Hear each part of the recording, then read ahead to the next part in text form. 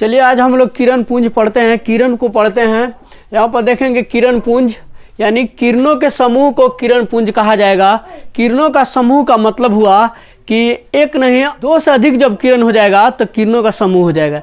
यानी दो से अधिक कोई भी वस्तु रहता है तो उसे समूह बोला जाता है। उसी तरह से अगर प्रकाश का कोई इकाई भाग है तो इकाई भाग को ही हम लोग किरण बोलते हैं। तो ये किरणों के समूह को कैसे बोलेंगे, बोला जाएगा किरण पुंज। ठीक है, अब 2 नंबर पर है किरण पुंज। अब देखिए समांतर किरण पुंज।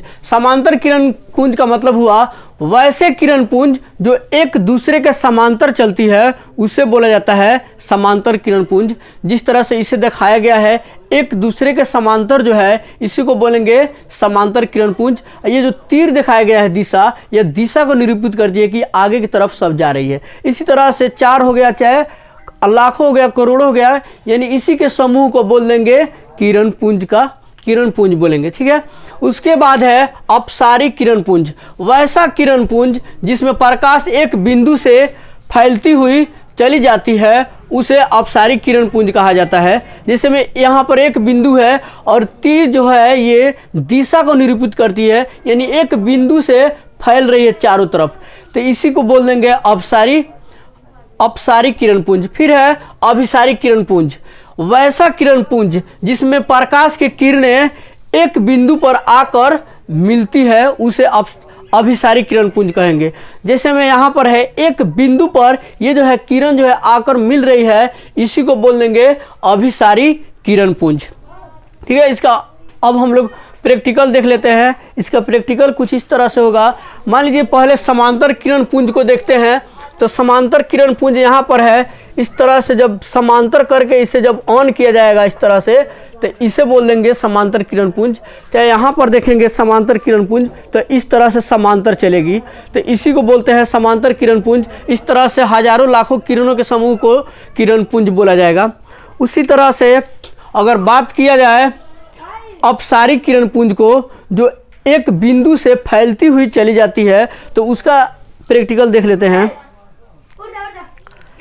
एक बिंदु से कुछ इस तरह से फैलती हुई जाती है। मान लीजिए यहाँ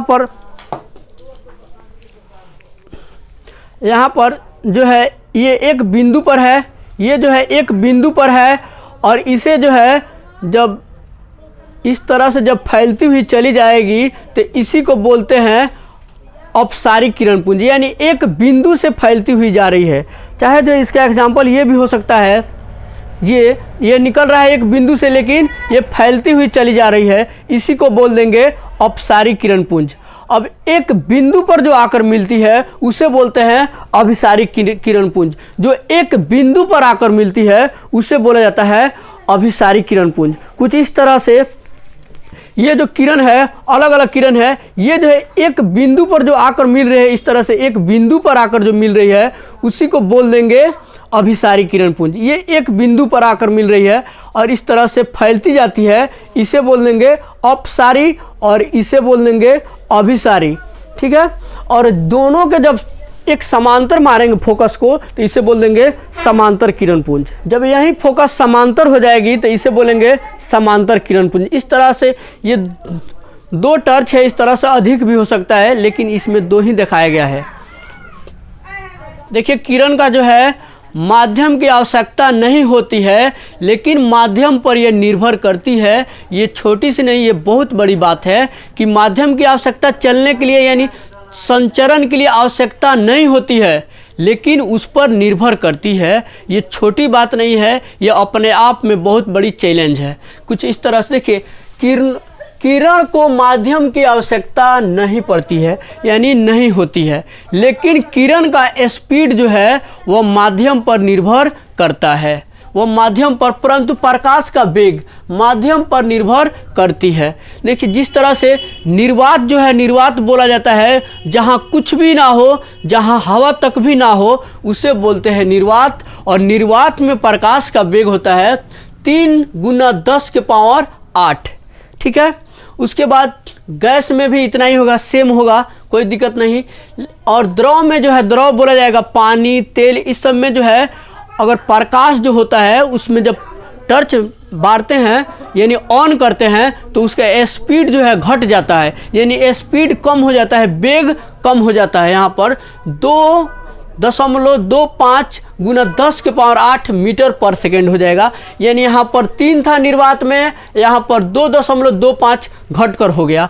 फिर जो है ठोस में जो है, ठोस जैसे कांच जो हो गया, पारदर्शी कांच यानी शीशा, इसमें जो है और कम हो जाएगा, 2 गुना 10 के पावर 8 मीटर पर सेकेंड, इतना स्पीड से चलेगा। अब रहा बात इसके स्पीड पर, हम लोग कुछ चर्चा करेंगे कि इसका जो स्पीड होता है 3 गुना 10 के पावर 8 मीटर पर सेकेंड। अगर इसे हम किलोमीटर में बदलते हैं, किलोमीटर में अगर बदलते हैं 3 गुना 10 के पावर 8 तो बदलने के लिए किलोमीटर में 1000 से भाग देंगे।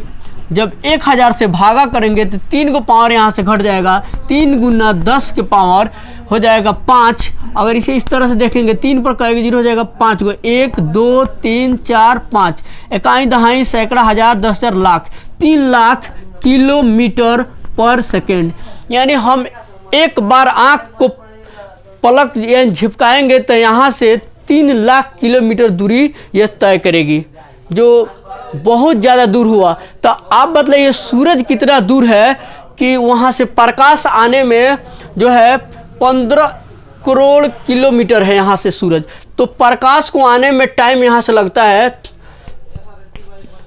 8 मिनट 16 सेकेंड से लेकर 24 सेकेंड तक देता है, यानी 8 मिनट का समय लगता है। अगर वह 1 सेकेंड में 3 लाख किलोमीटर दूरी तय करती है तो उसको प्रकाश को आने में सूरज से यहाँ तक 8.16 यानी 8 मिनट 16 सेकेंड तक लगभग लगता है। यानी इससे ज़्यादा भी हो सकता है, इससे ज़्यादा हो सकता है। इस तरह से मान लीजिए ये पृथ्वी है, ठीक है, ये सूरज का परिक्रमा जब करती है, मान लीजिए ये सूरज है, यहाँ पर पृथ्वी है, जब ये परिक्रमा करती है तो यहाँ पर दूरी कम हो जाएगा और यहाँ पर दूरी ज़्यादा अंडवृत्ताकार पर। तो जब नज़दीक पड़ेगा तो समय यहाँ पर कम लगेगा और वहीं दूरी बढ़ता है तो समय ज़्यादा लगता है। इसी के कारण जो है कम बेस हो सकता है समय। तो देखिए यहाँ पर किरण को जो है माध्यम की आवश्यकता नहीं पड़ती है। वह जो है यहाँ से सूरज जो है 15 करोड़ किलोमीटर दूर है और उसके बीच का जो माध्यम है वहाँ पर कोई भी वस्तु नहीं है। अगर है भी तो वहीं पर या तो प्रकाश का परिवर्तन से रुक जाएगी, अगर स्पेस मिलता है तो डायरेक्ट जो है पृथ्वी तक आती है, जिसका प्रकाश जो माध्यम पर निर्भर नहीं करती है। किरणों को माध्यम की आवश्यकता नहीं होती है, माध्यम की चलने के लिए कोई रोड की ज़रूरत नहीं होती है, लेकिन माध्यम पर निर्भर करती है। इसलिए जो है निर्वात में प्रकाश का वेग 3 गुने 10 के पावर 8 और गैस में 3 गुने 10 के गैस में भी उतना ही होगा, और द्रव में 2.25 गुने 10 के पावर 8 और 2 गुने 10 के पावर यहाँ पर जो है 8। अब आगे हम लोग देखते हैं, ये जो है एक कांच है, मान लीजिए प्रकाश जो है उसमें 3 गुण पाया जाएगा। अच्छा, एक जो है परिवर्तन, यानी कहीं भी टॉर्च को ऑन करेंगे तो पहले किसी वस्तु से वह जाकर टकराएगी, फिर वह हमारे आंखों तक आएगी, तब वह वस्तु हमें जो है उस प्रकाश के सहारे जो है सहायता से दिखाई देगा। तो उसी को बोलते हैं प्रकाश के परिवर्तन के कारण हमें दिखाई देता है। और एक होता है जब कांच में या द्रव में या ठोस में जब टॉर्च को ऑन करेंगे प्रकाश जाएगी तो वह मुड़ जाती है, तो उसी को बोल देते हैं अपवर्तन। जब मुड़ती है उसी घटना को बोल देते हैं अपवर्तन। अब एक जो है मान लीजिए ये जो है एक टॉर्च हुआ, एक होता है अवशोषण। तो अवशोषण जो होगा, मान लीजिए ये जो है यहाँ पर हम लोग ऑन किए हैं, ये जो है बोर्ड जो है इसे सोख रही है, इसी को बोल देते हैं अवशोषण। जिस तरह से होता है प्रकाश संश्लेषण, प्रकाश संश्लेषण में भी प्रकाश को पेड़ पौधा सोखती है, यानी प्रकाश को सोखती है, उसी को बोलते हैं प्रकाश संश्लेषण। तो दोस्तों आप लोग ये वीडियो कैसा लगा, अगर अच्छा लगा हो तो शेयर, सब्सक्राइब और लाइक ज़रूर करें।